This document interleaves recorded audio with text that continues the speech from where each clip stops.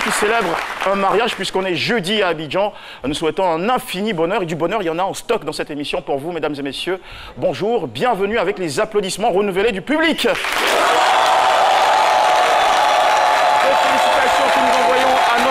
Chef de plateau, c'est une très bonne nouvelle, écoutez bien, notre chef de plateau Anassé Wilson qui est devenu père d'une petite fille. Ça s'est passé samedi, elle a 4 kilos, 400 grammes.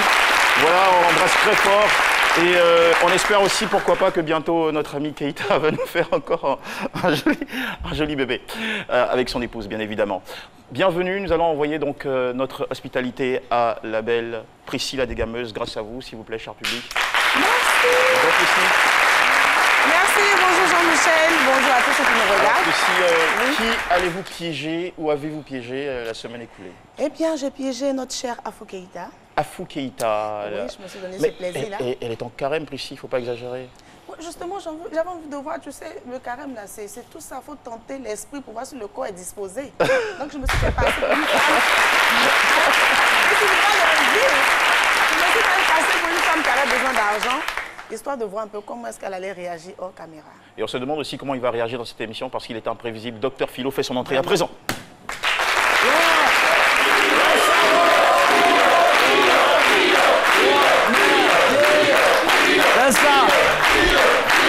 C'est bon, ah! Yeah, ouais, ça va. Ouais. Là, vous êtes en mode. Ouais, laisse ça, ouais, c'est bon. Ouais. Ça va. Ah, ça va, petit là. Ah ouais? Ouais, c'est moi, c'est ça au quartier. Ouais. C'est ton caleçon qui est gros. Sinon, il n'y a rien dedans, c'est ton caleçon qui est gros. Moi, je suis fatigué. Voilà. Non, Mathia. Ouais, moi, ben, chacun a son inspiration. Moi, ben, non, c'est mon couple. Il a rapporté ça. Fatigué, nous aussi même là. On s'est fatigué même. Ça dit, nous aussi, dernier cri, on m'a donné ça. Mais ça m'a rien. Ah, ouais, mais ça. Mais ça n'a pourtant pas l'air d'une coupe, hein, ça n'a pas du tout l'air d'un trophée. Non, c'est un couple. Quand les autres viennent pour ici, là, vous avez respecté là. Vous n'avez respecté mon couple aussi. Fatigué même, on veut essayer un carême, tout ça là-haut. On fait ces coupes d'un écrit gourmet. Ça veut dire que moi, la femme peut rien me faire. Waouh! Moi, je suis fatigué même, c'est le sort. Complètement vacciné contre les chagrins. D'accord, c'est bien compris. Merci beaucoup, docteur Philo, pour cette belle entrée. Non, c'est mal ou presque. Ramener du sourire dans cette émission. Eh bien, ce jour, nous avons un thème qui est assez passionnant, je dois le dire. Hein. C'est « J'ai connu beaucoup de déceptions amoureuses ». Je ne sais pas combien parmi vous se reconnaissent dans cette thématique. J'ai connu beaucoup de déceptions amoureuses. Et notre invité, donc, qui est concerné par cette thématique, c'est José Manuel Edjapa, dit Coco Joyce. Il est titulaire d'un BTS en communication et action publicitaire, infographiste, 22 ans de métier en la matière. Il est d'origine équatorienne. Bonjour et bienvenue à vous. Merci de vous installer. Pour compléter votre présentation, j'ajoute que vous êtes auteur de 2 ouvrages, Cupidon ou L'amour en flèche, publié en 2015, suivi de 30 ans de soleil, sorti dans nos rayons en mars 2018. Vous avez connu plusieurs symphonies inachevées. Vous avez connu aussi des relations qui ont volé, disons, en éclats. Vous en avez même pleuré, versé des larmes. Alors que s'est-il réellement passé? Qu'avez-vous vécu, expérimenté? Et quelle leçon pour nous aujourd'hui? Monsieur Coco Joyce, bonjour. Bonjour. Et surtout, bienvenue. Vraiment, je ne suis pas en train de rêver. Hein. Je suis vraiment sur le plateau de ce midi. Hein. Merci de me recevoir. Oui, effectivement, je connais pas mal Avant de vous laisser raconter votre histoire, oui. C'était juste pour vous installer, vous mettre à l'aise, parce qu'on est vraiment très famille sur ce plateau. Oui. Nous allons, dans un premier temps, donner la parole à celui que vous avez ici en face, un mot de Nouchi. Voilà. C'est mon collègue. Voilà. Qu'est-ce que les Nouchi pensent de ce qu'on appelle dans le jargon on veut pas, il faut parler en français. Faut parler en français. Ouais. Alors, docteur Philo, à vous de nous faire rêver. Wadra, envoyez en crise. Merci. Je voulais respecter mon vieux mot pour son gourmet. Moi, il y a eu trophée. Il en a eu plusieurs. Plusieurs, mais c'est comme ça, il a lui légué le trophée. Mon vieux, voilà ça. Faut faire comme ça. Ouais, c'est bon, faut prendre. Alors, si ce mot vous surprend, Gourmet à Abidjan, la définition en français, c'est le chagrin. Le chagrin. Mon vieux Yako. Ouais, Yako. Quand il était rien comme ça, mon il passe à moi, Yako. C'est Dieu qui est fort. C'est Dieu qui est fort. Mais si toi, si tu as rencontré plusieurs là, c'est que toi, tu as été négligent à un moment, mon vieux. Moi, là, moi, je suis pas romantique. Si tu vas remporter le trophée, ça là, Goumé, là, moi, je suis pris dedans. Voilà, mon cher, ma petite. Moi, je ne peux pas voir un mouvement devant moi, moi, je vais. Et puis, je suis obligé de passer par les fleurs qui. Tiens, je vais ça, je vais. Moi, je suis réaliste, je ne suis pas romantique. Ah, non, c'est un message. Moi, c'est non. Pourtant, l'amour aussi a besoin de couleurs. Mon vieux, l'amour est mystique. Tu ne peux même pas définir ça. À tout euro, là, il t'a bon à tenir en sans prêt. Moi, je connais. Voilà, l'amour est trop mystique. Voilà, ça dépend comment tu vas vers la go pour la draguer. Toi, tu vas aller vers une go, tu n'as pas de. Tiens, m'a appris, tes os, moi, c'est que toi, tu as une lumière mirifiante. Si tu étais une fleur, j'allais te planter devant ma maison. Et chaque matin, j'allais prendre mon sang pour t'arroser. Si tu as dit non, ça, on est bien.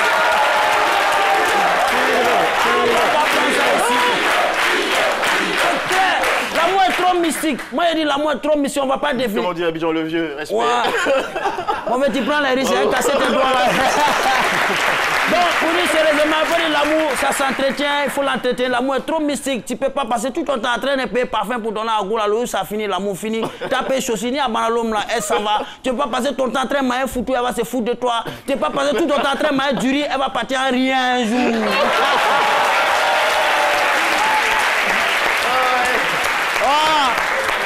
Donc, mauvais, faut pas vite avoir confiance. L'amour, là, c'est pas un thème pour moi. Moi, je dis que c'est une discussion que chacun il peut faire. Il faut respecter 4 choses pour avoir beau amour, mon vieux. Faut avoir là. Faut savoir mentir, mon vieux. Il faut être utile au lit.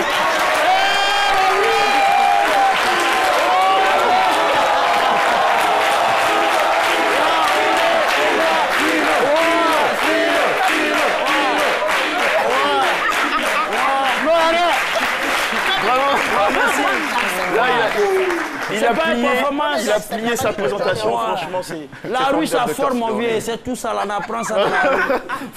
Abana. Merci beaucoup, même si c'est vrai, c'est vrai. Philo, pour reprendre le terme, la rue, ça forme. Et la rue a aussi un message, et elle a son opinion. Nous l'avons interrogée avec une question qui est la suivante. Avez-vous déjà connu des déceptions amoureuses? Remarquez la réponse. Oui, j'ai déjà connu une déception amoureuse. Généralement, chez nous, dans notre jargon, on appelle ça goumé-goumé. Ça fait mal, tu pleures un peu, tes copines te consolent, tu expliques à tout le monde et puis après, ça passe. Au fur et à mesure, le temps passe et puis les choses s'arrangent, ça passe. C'était avec une jeune fille et vraiment, elle m'a fait tourner pendant au moins 2 mois. Et après, elle me fait attendre, elle me fait croire qu'elle est d'accord. Donc quand je me rapproche, elle s'éloigne. Et là, finalement, vraiment, elle m'a fait beaucoup souffrir. J'étais avec une fille, nous étions ensemble, nous étions à l'aise, jusqu'à ce que, bon, elle décide d'être avec quelqu'un d'autre, faire sa vie. Elle a trouvé celui-ci plus aimable, plus intéressant que moi, donc bon. J'étais avec quelqu'un, on a passé un bon moment ensemble, mais après, il a décidé de partir. Donc, je l'aimais, mais je me suis habituée à ça. J'ai essayé de passer à autre chose pour oublier, quoi. J'ai déjà connu une déception amoureuse. Ça n'a pas été facile, mais bon, j'ai surmonté. La vie, c'est comme ça. Je me suis dit que peut-être que ce n'était pas mon homme. Donc, j'ai essayé d'oublier. En tout cas, Goumé, j'ai connu ça dans ma vie. Je vivais avec une femme. Elle est partie en France. Je me remercie, elle a fait un enfant. Elle ne nous appelle pas. Donc, je me suis occupé de mon enfant. Dieu merci. Dieu m'a fait grâce. J'ai eu une autre femme. Elle s'occupe bien de l'enfant. En tout cas, je remercie Dieu. Mais Goumé, là, c'est pas facile. Personnellement, je n'ai jamais connu de déception amoureuse. Ce qu'on appelle ici dans notre jargon le goumé. C'est un sentiment que jusque-là, je n'ai pas encore vécu. Au contraire, hein, je pense que c'est quelque chose que je donne aux filles. Mais moi, personnellement, je n'en ai pas encore connu. Et j'espère que je ne vais pas connaître cela. Il y a eu des moments assez sympas dans ses réponses. Celui qui disait la fille m'a fait tourner pendant 2 mois, c'est fou ce qu'on est parfois impatient. Est-ce que vous avez entendu le dernier? Il dit que lui, il ne connaît pas Goumé, que c'est lui qui donne. Et avant lui, il y a celui qui disait, en tout cas, Goumé, j'ai connu ça dans ma vie. Ça fait mal, hein. Ça fait très mal. Allez, merci de saluer en tout cas tous ces téléspectateurs qui sont intervenus, qui ont accepté de répondre à des questions. On va les saluer avec encore une fois un tour d'applaudissements. Merci beaucoup de partager Et ce partage continue cette fois-ci en compagnie de notre invité du jour, M. José Manuel Ejapa, dit Coco Joyce, qui a connu beaucoup de beaucoup de déceptions amoureuses dans sa vie. Je tiens à dire déjà dans un premier temps que vous êtes né le 1er janvier 1971 à 6 h du matin. Vous avez empêché votre mère de fêter ce jour-là. Oui, je suis désolé, je lui présente des excuses déjà. Oui, c'est ça. On m'a dit que c'était autour de 6 h du matin. Donc, bon. Et vous avez 47 ans aujourd'hui. Oui, j'ai 47 ans aujourd'hui. Un bel âge, vous avez aussi le charme de l'âge. Merci beaucoup. Ouais, ça se voit. Et vous vous souvenez déjà de votre première relation amoureuse? Ça s'est passé où? C'était au collège? Oui, c'était au collège. C'était au collège, j'étais encore au collège. Bon, moi j'appellerais ça, c'est ce qu'on appelle des amours de jeunesse. Donc c'était juste... des amourettes. Des amourettes, voilà. Donc c'était juste un flirt. Et bon, c'était rien de sérieux en fait. Voilà, donc c'est tout. Bien dit, c'était rien de sérieux. Puis il y a eu, avec la croissance, le développement, l'époque où on commence à mettre un peu plus de conscience dans nos engagements, dans nos relations. Vous en avez connu plusieurs qui ont éclaté. Alors, pour l'émission et vu la pression du temps, ce que nous allons faire, c'est de nous attarder, de mettre notre focus sur les 3 dernières. Les 3 dernières. Enfin, sur les 3 dernières importantes. Voilà. La première, enfin, de ces 3 dernières, la première a démarré en 2000, la deuxième en 2007 et la troisième en 2016. Celle-là, elle était encore beaucoup plus sérieuse. Elle avait failli même aboutir à un mariage. Oui, tout à fait. Et finalement, ça a échoué. Alors, revenons sur la première relation. Dites-nous déjà, comment est-ce que s'est fait la rencontre avec cette fille que vous avez aimée? Oui. Et qu'est-ce qui s'est finalement passé? Bon, disons que je l'ai rencontrée, c'était un soir, dans un maquis, à la Riviera 2. J'étais en train de prendre un pot avec un ami. Et puis, elle est rentrée. Elle était accompagnée de 2 personnes. Et quand elle s'est installée, bon, elle m'a tout de suite accroché. Quoi. Tout de suite? Voilà, tout de suite. D'accord. Alors, pour qu'elle vous accroche tout de suite, il y a dû avoir un profil, une silhouette. Oui. Qu'est-ce qui vous attire en premier chez les femmes? Là, physiquement, je dirais que c'est physiquement d'abord que j'ai été attiré. D'accord. Et qu'est-ce que vous voyez? Donnez-nous des images pour qu'on visualise avec vous. Quelle partie du physique? En d'autres termes ou plus simplement, c'est quoi votre genre de femme? Mon genre de femme, physiquement d'abord. Physiquement, c'est une femme bien roulée, comme on dit. Pardon, on n'a pas entendu? Une femme bien roulée, voilà. Une femme bien roulée. Bien, voilà, physiquement. Mais je pense que ça, c'est pas le... Avec des rondeurs, c'est ça? Oui, avec des rondeurs. D'accord, oui. des courbes. Mais disons que ça, c'est pas le plus important. C'est pas le plus important. Moi, je privilégie plus le côté mental, le côté spirituel de la femme. Okay. Dès qu'elle est rentrée, vous avez vu tout ça en même temps? Non, avec elle, ça a été tout de suite ça a été le physique, puisque je la connaissais pas. Et donc, disons que en résumé, c'est un peu ça. Moi, je suis plutôt... ce que je recherche chez une femme, c'est ça. Après avoir été charmé par le physique, vous mettez plus surtout le côté sur le charme spirituel, le côté mental. Voilà. D'accord. Alors, parlez-nous de votre vécu avec cette dernière-là, ou cette première-là. Notre vécu, c'était un vécu tout à fait ordinaire. C'était tout à fait ordinaire. On vivait ensemble à Angré. J'habitais à Angré à l'époque.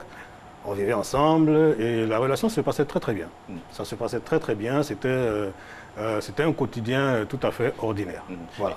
Et vous avez su la faire rêver? La faire rêver? Oui. Bon, je sais pas. Je sais pas. Je crois pas. Vous ne savez pas faire rêver les femmes? C'est un peu difficile. C'est un peu difficile. je sais pas. La faire rêver. Bon, je crois pas que je l'ai fait rêver. Je crois pas. Sinon peut-être qu'on serait encore ensemble aujourd'hui. D'accord. C'est peut-être la raison pour laquelle. Alors pourquoi vous êtes séparés donc sur cette relation-là? Ben, pourquoi est-ce qu'on s'est séparés? Parce que il s'est produit quelque chose. Il s'est produit quelque chose qui a tout déclenché en fait.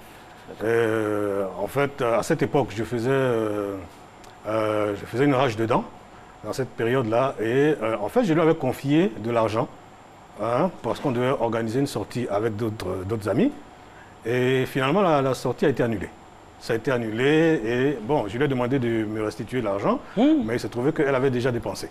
Donc, bon, moi j'en avais besoin pour faire quelque chose. Donc, je regarde d'ailleurs, mais je me suis un peu emporté en fait. Je me suis un peu emporté et puis bon, elle n'a pas supporté que je lui crie dessus et elle a tenté de se suicider. Parce que vous lui avez crié dessus, ou bien votre colère vous a mené à faire d'autres choses? Non, je lui ai juste crié dessus, je lui ai juste reproché d'avoir dépensé l'argent sans m'en aviser. Et bon, elle a mal pris ça. Elle a mal pris ça et le comprimé que je prenais pour ma rage de dents, c'est ce qu'elle a avalé. C'était 2 boîtes de médicaments qu'elle a tout ingurgité. Et bon, Dieu merci, le pire a été évité parce que je l'ai tout de suite conduite à l'hôpital. On lui a fait un lavage d'estomac et tout. Et puis bon, le pire a été évité. Oups. Voilà. Mais je pense que ça a été un des éléments déclencheurs, si vous voulez.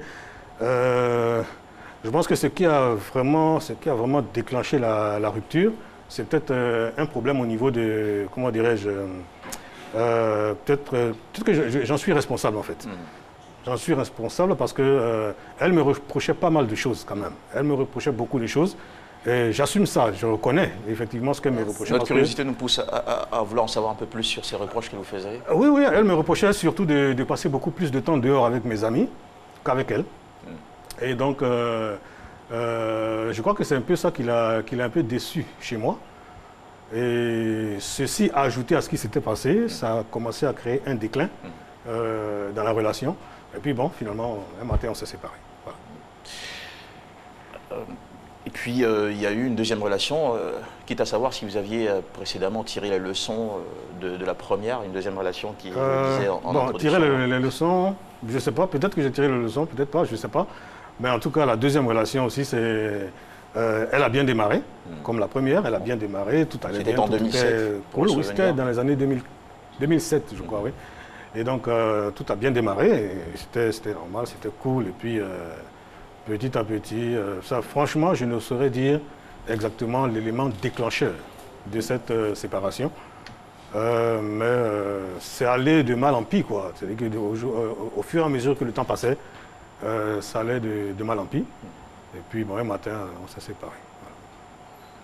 Fini. Quand vous dites que ça allait de mal en pis, est-ce qu'on peut avoir des exemples de ces scènes que vous avez vécues qui dénotaient de la dégradation de vos rapports? Bon, il faut dire que dans cette période-là, moi je bossais.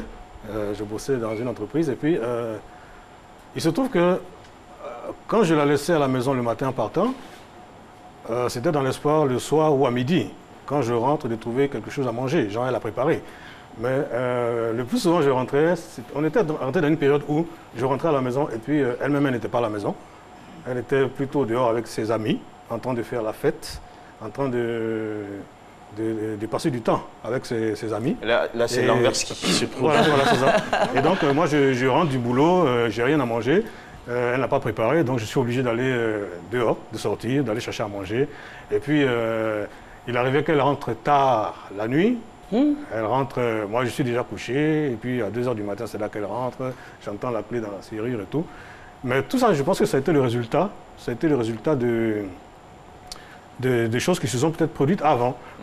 Ok, donc je dirais peut-être que, comme je disais tout à l'heure, moi j'en prends l'entière responsabilité aussi, parce que je me dis que dans un couple, quand il y a séparation, les deux parties ont chacune sa part de responsabilité. D'accord.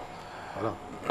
Avant d'assumer les responsabilités ou de prendre, comme vous le dites, sur vous la responsabilité de ce qui est arrivé, il faut d'abord faire un état des lieux. Tout à fait. Et une relation est surtout basée sur la richesse de l'échange, en communiquant avec elle, en observant autour. Qu'est-ce que vous avez tiré comme bilan? À votre avis, qu'est-ce qui a provoqué chez elle cet éloignement progressif, cette sorte de désintéressement par rapport à la relation? Bon, vraiment, en fait, je ne voulais pas trop rentrer dans les détails, parce que c'est une longue histoire. Donc, mais bon, mais nous comptons sur votre esprit de synthèse, en tout cas. Oui, je vais essayer de débaucher ça. En fait, c'est parti du fait que, à ce moment-là, je traversais une période un peu difficile. D'accord? Et on vivait, elle et moi, ensemble. Et qu'est-ce qui s'est passé? Il s'est trouvé qu'un matin, elle a dit que sa mère voulait me rencontrer. Donc, nous sommes allés rencontrer sa mère.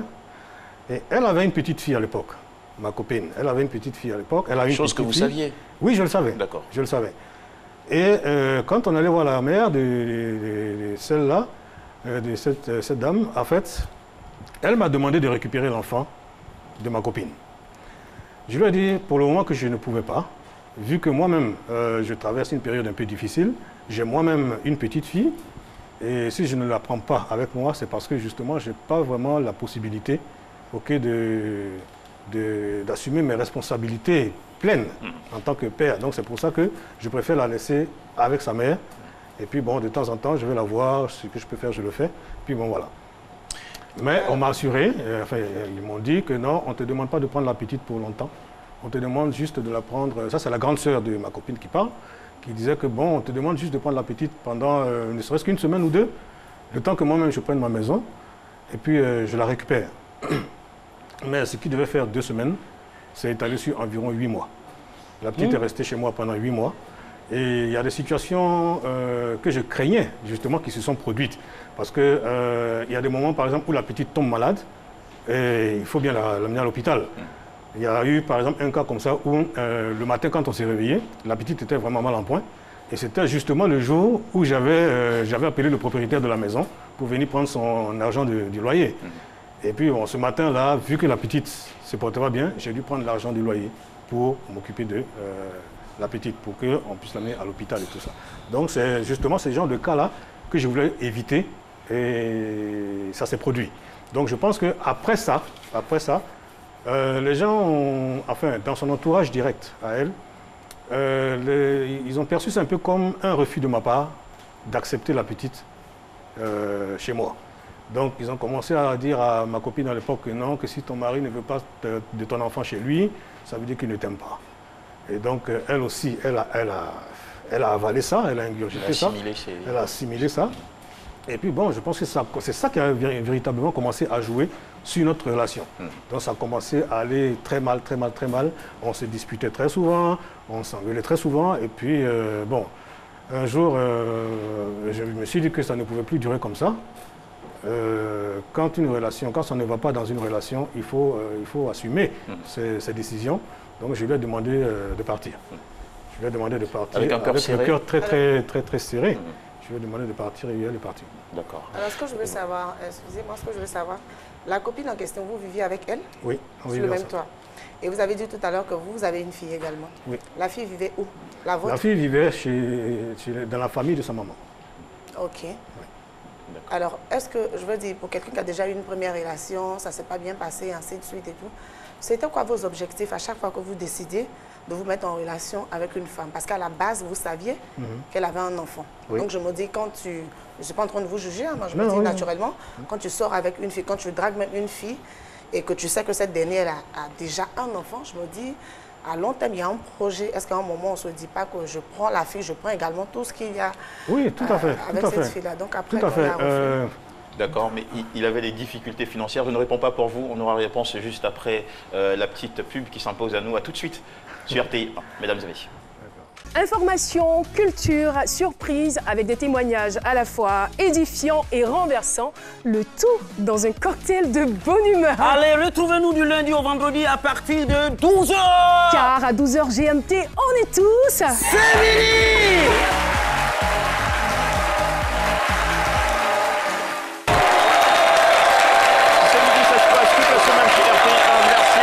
Très heureux de partager cette heure avec vous et en compagnie particulièrement de José Manuel Ejapa, dit Coco Joyce, qui est notre invité, qui partage avec nous une histoire tout atypique. Il a accumulé, il en a connu des vertes et des pas mûres, surtout des déceptions amoureuses. Et avant la pause, Plessis lui demandait quel projet il avait pour ses partenaires avec qui il vivait ou partageait le même toit. Oui, normalement quand tu te mets en couple avec une personne, je pense qu'à la base, c'est avec l'ambition d'aboutir à quelque chose de beaucoup plus sérieux. Mais c'était quoi votre ambition avec Mon ambition, c'était justement d'arriver au top niveau d'une relation amoureuse, c'est-à-dire le mariage. Le mariage. Est-ce que vous présentiez ces On avait ça, filles-là à vos parents? On avait ça, oui, on avait ça en projet, on en parlait. On se disait que bon, tout est dans la main de Dieu. Okay, on confie tout à Dieu. Si jamais ça va, on arrivera au mariage. Si ça ne va pas, bon voilà. Votre question? Oui, je voulais savoir, vous n'avez pas confié, je voulais dans votre projet de mariage et tout, vous n'avez pas confié les enfants? Parce qu'on est en Afrique. Généralement, pour avoir le cœur d'une femme, il faut passer par l'enfant. Donc quand les enfants sont à l'écart, à un moment, est-ce que... Non, en fait, c'est pas que j'ai voulu mettre les enfants à l'écart. Je n'ai pas voulu les mettre à l'écart. Parce que le projet qu'on avait... Il y avait un problème de moyens financiers. Le moyen financier. Et mais pourquoi? quand on n'a pas les moyens, quand même, on ne cherche pas une fille qui a déjà un enfant. Non, en fait... Moi-même, quand tu es enfant, j'ai dit, excuse-moi. En fait, je ne mets pas les enfants à côté. C'est-à-dire que le projet qu'on avait, elle et moi, justement, c'était que de patienter, de confier la relation à Dieu, de permettre à ce que les choses s'améliorent. Et puis, une fois que ça ira un peu, et chez moi et chez elle aussi, alors on prendra une maison un peu plus grande, et puis chacun prendra son enfant, et puis on vivra tous ensemble. Voici le projet qui était là. D'accord. Monsieur Coco Joyce, est-ce que vous présentiez vos différents partenaires, ou vous avez présenté vos différents partenaires, vos parents, pour montrer le côté sérieux de votre engagement? Oui, oui, je les ai présentés. Qu'est-ce qu'ils ont pensé de ces ruptures? Bon, bien sûr qu'ils ont regretté ça. Ils ont regretté, puisque j'avais montré un certain engagement. J'avais montré un certain engagement, un certain attachement à ces dames, à ces femmes. Et donc, tout le monde dans la famille, certainement, voulait me voir aboutir à une relation sérieuse, n'est-ce pas, au mariage. Mais bon, comme ça n'a pas marché, bon, je me dis que ça les a un peu touchés, quoi. Si vous souvenez, votre mère vous a dit un jour, si vos relations ne marchent pas, c'est peut-être parce que le problème est à votre niveau. Oui, elle m'a dit un jour que ben, toi, si tu n'arrives pas à passer beaucoup de temps à durer dans une relation avec une femme, c'est que toi-même, tu dois être un peu trop compliqué. Oui, elle m'a dit ça. Alors, elle m'a dit ça. Quand on entend ça, on fait... Oui, moi, quand elle m'a dit ça, déjà, je m'étais remis moi-même en cause. Mais quand elle m'a dit ça, ça a renforcé ça. En fait, je me suis remis encore plus en cause. Et je me suis dit peut-être qu'effectivement, peut-être que moi, je ne vois pas ça, mais peut-être que les autres le voient. Donc, peut-être qu'effectivement, c'est moi qui pose le problème. Peut-être qu'effectivement, c'est moi qui suis trop exigeant, peut-être. Et donc, bon, voilà, c'est pour ça que mes relations ne durent pas. Voilà, donc voilà. D'accord. Vous avez publié 2 ouvrages, j'en parlais en début d'émission, et nous avons une copie ici, celle de votre deuxième ouvrage qui s'intitule 30 ans de soleil. C'est un roman qui est basé sur votre imaginaire. Oui. Voilà, vous nous racontez une histoire d'amour qui reste solaire, colorée, charmante pendant 30 ans sans aucun ombrage. Oui. C'est bien ça? Oui. 30 ans de soleil, oui, c'est un roman qui raconte une histoire d'amour, une histoire qui se déroule pendant exactement 30 ans. Et donc, je me dis quoi? Je me dis, quand on est dans le domaine, quand on rentre dans le domaine de l'imaginaire, parce que je précise qu'en fait, ce livre, statistiquement parlant, je dirais que il y a peut-être 90% d'imaginaire et 10% de vécu, donc expérience personnelle. Et donc, je me dis quoi, que dès l'instant où on rentre dans le domaine de l'imaginaire, je pense que tous les coups sont permis. Donc, en tant qu'auteur, je me suis permis, par exemple, de penser... on a tendance souvent à dire que dans l'amour, dans un couple, il y a des hauts et il y a des bas. En rentrant dans l'imaginaire, alors moi, je me suis permis de penser, par exemple, à une relation amoureuse avec seulement des hauts, sans des bas. Donc, pendant 30 ans, effectivement, pendant 30 ans, c'est une histoire qui raconte un amour entre 2 personnes. Et pendant ces 30 années-là, le soleil n'a fait que briller sur leur relation. Est-ce que ce n'est pas votre rêve, finalement, que vous consignez dans cet ouvrage? Oui, je pense que c'est mon rêve. C'est peut-être le rêve de n'importe qui. Vous dites, je rêve d'avoir une relation sans ombrage, et donc vous mettez vos aspirations à l'intérieur. Oui, on peut dire ça. On peut dire ça. Je pense que tout le monde aspire à ça. Quand on se met en couple avec quelqu'un, ou bien quand on commence une relation amoureuse, je pense que le souhait de tout le monde, ce serait d'avoir une relation sans ombrage. Même si on dit parfois que c'est les ombrages, justement, qui donnent un peu de piment à la relation. D'accord. Parce que quand on fait par là, et puis après on se réconcilie. Écoutez, on vous recommande, mesdames et messieurs, cet ouvrage pour en tirer beaucoup de leçons et surtout pour réaliser ce rêve de vivre une relation stable, une relation qui fasse non seulement rêver ceux qui vous voient, mais surtout qui vous comble, qui vous satisfasse. Alors, avant de terminer cette émission, nous allons vous inviter au contact avec le sage qui vous a écouté et qui va apporter tout de suite sa lumière africaine à votre expérience. J'avais envie de vous demander si le mariage est une priorité pour vous, parce que vous en êtes jusqu'à ce jour pas encore marié. Non, je ne suis pas encore marié et c'est une priorité pour moi.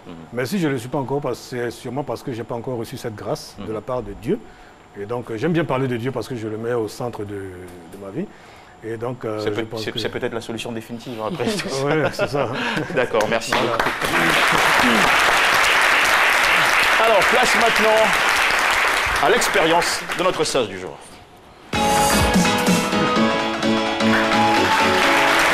Bonjour, sage Sissoko. Bonjour, nous écoutons religieusement. Merci. Bonjour, M. Coco Joyce. Bonjour. Merci d'avoir accepté notre invitation. Merci. Vous avez terminé par, oui, j'ai l'intention effectivement de partager ma vie avec une femme. Oui. Cela me met à l'aise pour vous dire certaines choses. Vous savez, en Afrique, le mariage est quelque chose de sacré.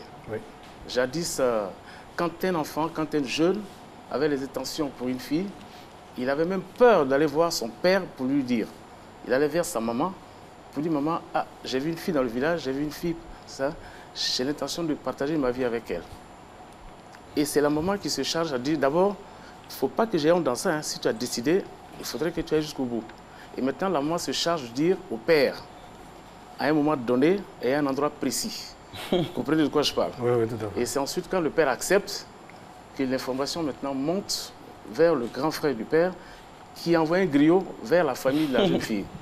C'est tout un processus. Hein? Oui, oui, oui. Alors quand c'est un cheminement qui donne l'aspect comme si c'était mystérieux. Effectivement, ça apporte un piment à la chose. On a l'impression qu'il y a quelque chose de mystère derrière. Effectivement, ça c'est pour tous donner un côté sacré à l'union de ces jeunes-là. Tout à fait. Merci.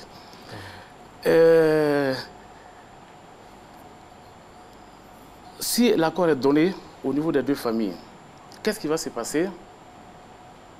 Le père et la mère vont se rencontrer, des deux parents. Dis, bon, écoutez, il y a des rituels qu'on doit faire. On ne va pas directement au mariage comme ça. Il y a des rituels qui se passent et ensuite on va au mariage. Une fois que le mariage est fait, le jeune homme et la fille sont engagés spirituellement et moralement.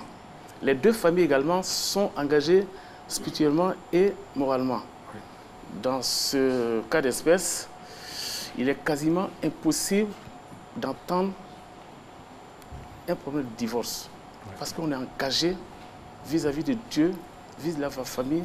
Et c'est là que se repose, n'est-ce pas, la tradition africaine. Ouais, d'accord. C'est pas comme aujourd'hui où on rencontre quelqu'un sur les réseaux sociaux et puis on parle. C'est pas le cas. Okay. Alors, maintenant, Sissoko Ali, merci beaucoup pour ces sages conseils. Peut-être pour finir, si je peux me permettre, quel conseil vous lui donnez pour qu'il puisse réussir ses relations amoureuses avant d'en arriver au mariage? Monsieur Coco Joyce, vous êtes un homme peut-être pas compris. Et quand je dis vous n'êtes pas compris, peut-être que vous ne vous remettez pas en cause. Parce qu'un mariage, c'est quoi? Il y a la communication, il y a l'entente, il y a l'entraide, il y a la complicité, il y a la tolérance. Vous réunissez tout ça, il y a de fortes chances que vous rencontrez votre âme sœur et vous faites long chemin ensemble. D'accord. Merci beaucoup. Donc, soyez beaucoup tolérants. Merci à vous, monsieur José.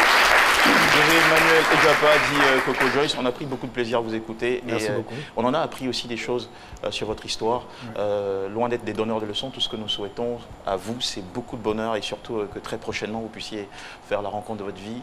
Merci et que beaucoup. la fusion de ces deux caractères crée finalement une très très belle idylle qui fera pourquoi pas l'objet d'un ouvrage cette fois-ci en 3e. Oui. D'accord. Oui, pourquoi pas. Merci le public. Merci ici. à vous, merci de me recevoir, merci à cette belle équipe. Merci à vous. Et pourquoi pas, à bientôt pour de bonnes nouvelles. Merci beaucoup. Merci beaucoup. Nous retrouvons tout de suite, mesdames et messieurs, Priscilla Degameuse qui a piégé, elle l'a dit, Afou Keïta. Mais comment? Voici les images.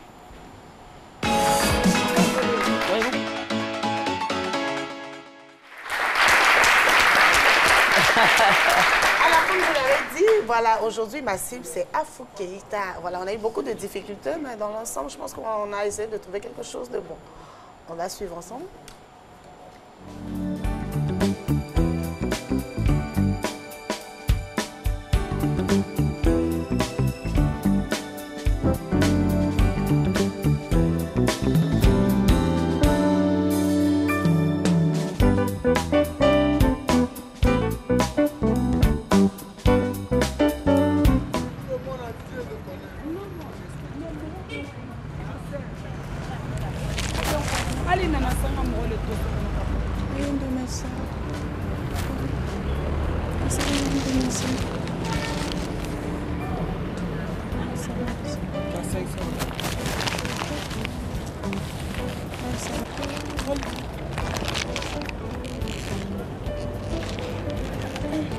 Madame, faut m'aider. Ah, c'est petit.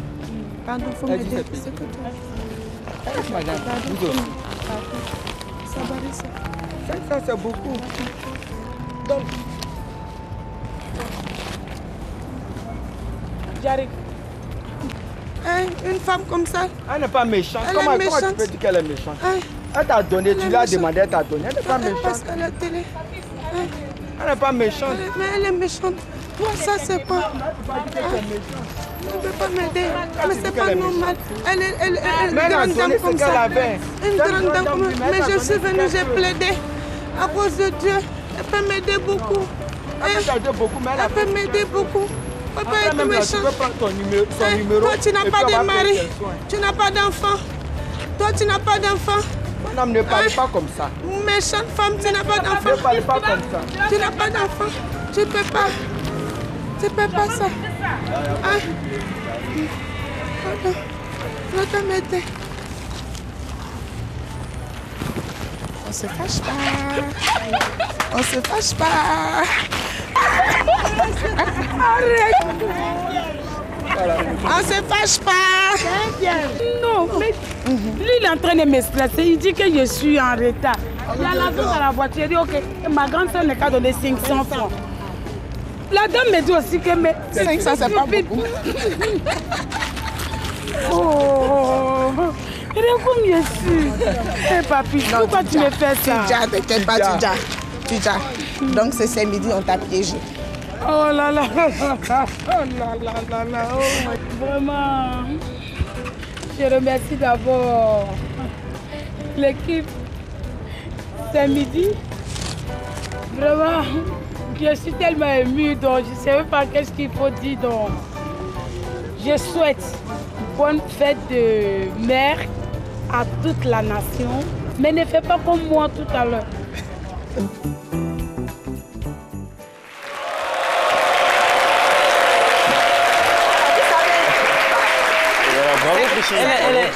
C'est la télé, on ne peut pas tout montrer. Elle a donné 500. Ça chauffait un peu. 500 francs. Oui, 500 francs. Elle a donné 500 francs. Et la mondiale. Dans ce mois de partage, la là, dame 500. qui est nécessiteuse, qui lui dit que 500 francs, c'est petit. Malheureusement, on a tendance, enfin, généralement, on rencontre des femmes comme ça dans la rue qui te demandent de l'argent. Et quand tu leur remets de l'argent, ils te disent que c'est pas beaucoup. D'accord, vous avez raison. On ne comprend pas comme ça. Quand vous demandez, quand vous donnez un peu, prenez, c'est un peu qui devient beaucoup. Et voilà, c'était la leçon de ce piège de Christian Gano. Merci infiniment. Nous allons accueillir tout de suite Monsieur Doumbia Yacouba, qui est directeur adjoint de cabinet au ministère de la Femme, de la Protection de l'Enfant et de la Solidarité. Et il nous rejoint dans le contexte du 23 mai, aujourd'hui, donc, l'élimination de la fistule.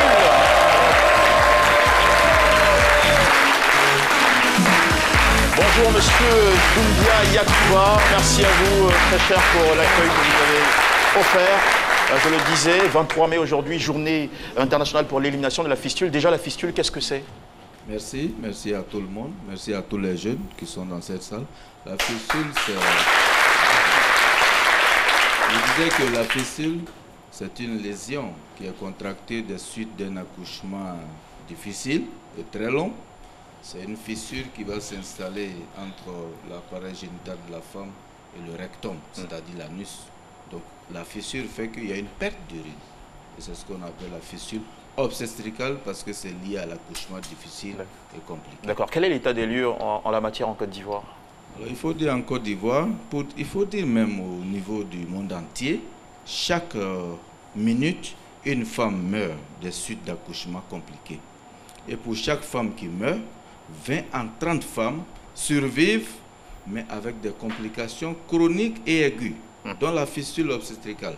En Côte d'Ivoire, les estimations vont jusqu'à 1000 nouveaux cas chaque année, mais il y a des efforts importants qui sont faits pour vraiment mitiger ces estimations. Il y a vraiment urgence à agir. Et parlons d'efforts, le professeur Marietou Koné est à la tête du ministère depuis janvier 2017. Qu'avez-vous fait sur le terrain pour tenter de, disons, d'enrayer merci beaucoup. Alors, les efforts faits par Madame la ministre, professeur Marietou Koné, s'inscrivent dans la politique de l'État de Côte d'Ivoire, qui est de faire en sorte qu'on puisse prévenir la fistule obstétricale. La prévention passe par la lutte contre le mariage des enfants, l'excision. La tolérance zéro est déclarée à ce niveau. Mais également, nous avons l'appui de nos partenaires, la CEDEAO, nous avons l'Union africaine, nous avons le Fonds des Nations Unies pour la population qui nous aide à réhabiliter des centres de référence en matière de réhabilitation socio-communautaire. Vous savez, les femmes sont rejetées. Beaucoup de femmes souffrant de fissures sont rejetées des communautés. Elles doivent être accueillies par des centres.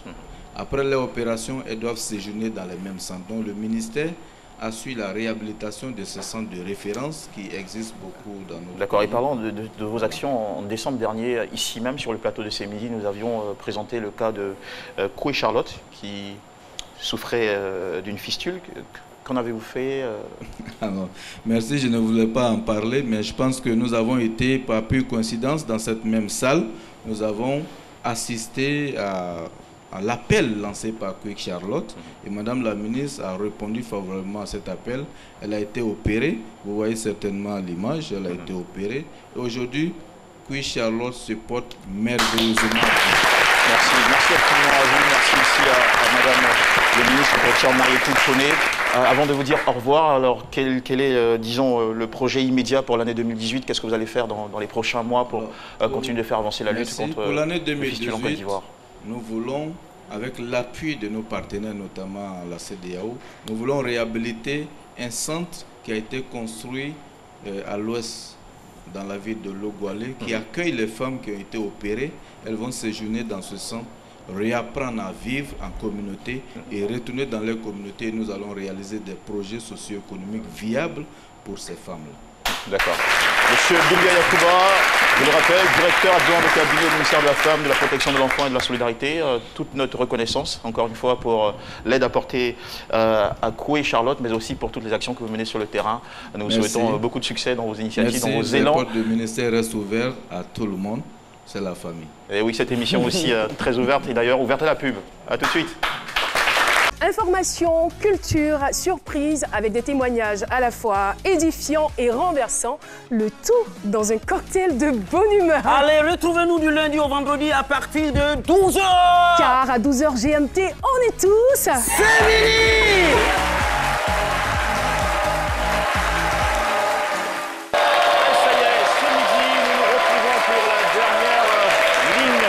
De cette émission, avec beaucoup de plaisir, nous accueillons ici même, vous la connaissez sûrement, Nuella, ou de son vrai nom Manuela Été, artiste chanteuse qui avait, on s'en souvient, remporté la compétition Star Karaoke en 2007 et The Voice en 2010. Au-delà d'être une voix, c'est un grand cœur. Elle est présidente d'une association à but humanitaire et directrice générale de Miss Handicap Côte d'Ivoire, raison pour laquelle elle nous visite ce jour. Merci de l'accueillir chaleureusement, s'il vous plaît.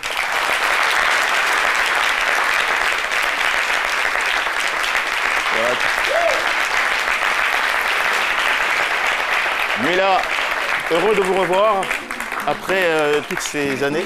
Gros bisous. Installez-vous. C'est un peu trop haut pour vous? D'accord, il n'y a pas de souci. Vous voulez... Ok, vous êtes... Allez, je suis avec vous. Allez, ça marche. Allez, bienvenue, bienvenue.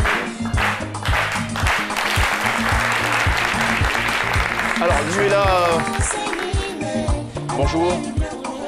Plaisir encore de vous avoir. Tant pis si je me répète. Vous venez parler avec nous de Miss Handicap Côte d'Ivoire. Oui, oui. Déjà, il faut le dire que Miss Handicap, c'est une initiative qui est née aux États-Unis. On l'a vu apparaître pour la première fois aux États-Unis. Oui. Ça a été copié en France, en Suisse, en Belgique, je pense. Oui, oui. Et puis également repliqué en Afrique du Sud et au Cameroun. C'est ça. Où ils sont à une troisième édition maintenant. Oui, le Cameroun a sa troisième édition. Et pourquoi y a-t-il eu ce besoin aussi de l'installer en Côte d'Ivoire? Parce que déjà, il faut dire qu'en Côte d'Ivoire, nous avons des femmes belles et en situation de handicap aussi. Donc, c'est important de le dire. Et surtout que la Côte d'Ivoire est une plateforme où il y a beaucoup, où l'art est vraiment en exergue. Donc, c'était important de dire que tous ces grands pays qui faisaient cela, la Côte d'Ivoire étant un grand pays aussi, c'était normal qu'on fasse. Alors, très rapidement, comment s'est organisé le casting? On a fait un casting digital. Voilà, sur les réseaux sociaux. Sur les réseaux sociaux. À partir de combien de candidates?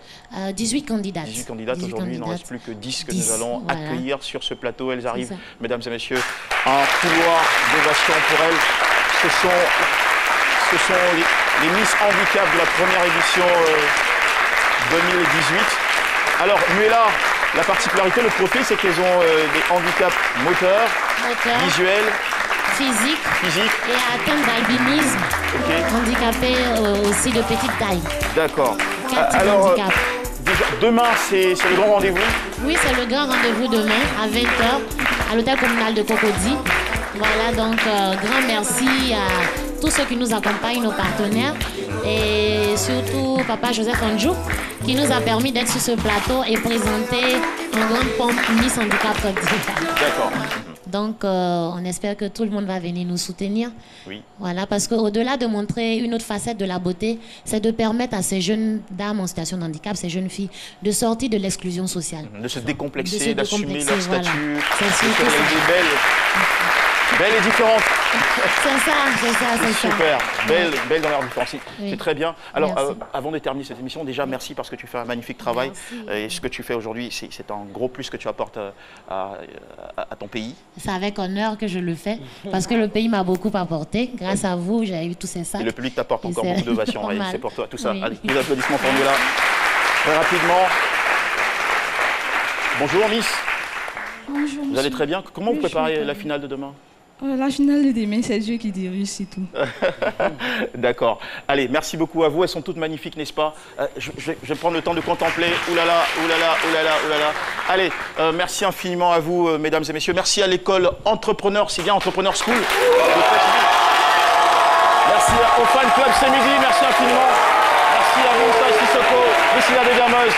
Merci à Dr Philo, merci Nuela, gros bisous là-bas. Et puis merci à tous et à toutes à la maison d'être fidèles à ce beau rendez-vous. Merci à toutes nos équipes techniques. Merci, bravo NAC, bravo, voilà. Il y a un quiz que je ne dois pas oublier avant de terminer cette émission, tout en gardant ces beautés juste en face de vous. Profitez-en. Alors le quiz avec la question que je vais tout de suite partager avec vous. Lequel de ces chroniqueurs a animé l'émission de C'est Midi d'hier? Attends, ce qu'il me voit là-bas. Lequel de ces chroniqueurs a animé l'émission de C'est Midi d'hier? A. Jean-Michel. B. Jessica. Envoyez A ou B au 98 133 pour tenter de gagner 100 000 francs CFA cette semaine. Allez, beaucoup de bonheur à vous. Très bon midi. Ne ratez pas la suite de nos programmes sur RTI1.